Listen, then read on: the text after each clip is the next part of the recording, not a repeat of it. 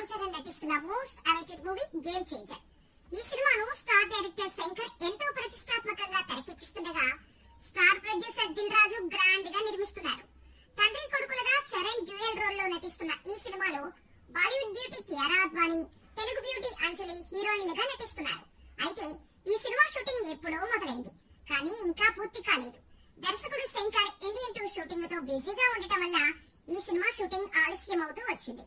ప్రస్తుతం game changer shooting శరవేగంగా జరుగుతోంది. ఇటీవల రాజమండ్రి పరిసర ప్రాంతాలలో చిత్రీకరించిన చిత్ర యూనిట్ లేటెస్ట్ షెడ్యూల్ ని వైజాగ్ లో షూట్ చేస్తున్నారు.